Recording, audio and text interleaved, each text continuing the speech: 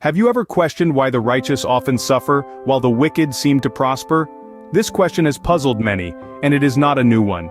It has been asked throughout the ages, even in biblical times. In the book of Isaiah 57, the scripture opens with these words: "The righteous perish, and no one takes it to heart, the devout are taken away, and no one understands that the righteous are taken away to be spared from evil. Those who walk uprightly enter into peace, they find rest, as they lie in death." Upon reading these verses, one can't help but feel a sense of relief.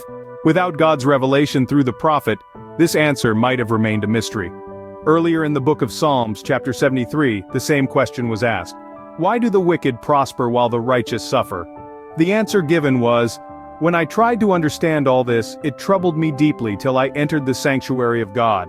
Then I understood their final destiny. Surely you place them on slippery ground, you cast them down to ruin. How suddenly are they destroyed, completely swept away by terrors."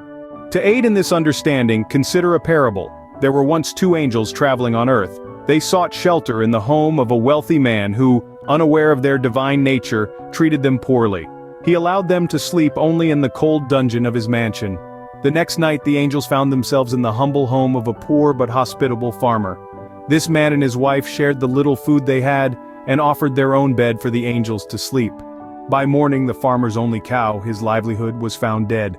The younger angel was furious and demanded of the elder, "Why have you let this happen? The wealthy man had everything, yet you helped him by repairing the hole in the wall of his dungeon. The poor man had nothing but shared everything, yet you allowed his cow to die. What justice is this?" The elder angel replied, "Things are not always what they seem," he explained. "In the dungeon I found a stash of gold hidden in the wall. The wealthy man was greedy and unwilling to share his wealth, so I sealed the gold away from him. In the humble home the angel of death came for the farmer's wife. I gave the cow's life in her place." This parable illustrates that God's ways are not our ways. His understanding is beyond human comprehension. His plans are not always apparent to us, but we can trust that they are always for our good. As stated in Jeremiah chapter 29 verse 11, "For I know the plans I have for you, declares the Lord, plans to prosper you and not to harm you, plans to give you hope and a future." So while it may seem as though the wicked prosper while the righteous suffer, remember that things are not always what they seem. God is in control, and His plans are always for our good, even when we don't understand them. In conclusion, the suffering of the righteous and the prosperity of the wicked is a matter of perspective.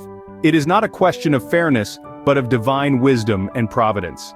In the grand scheme of God's plans, the righteous are spared from evil and enter into peace, while the wicked are ultimately led to their ruin.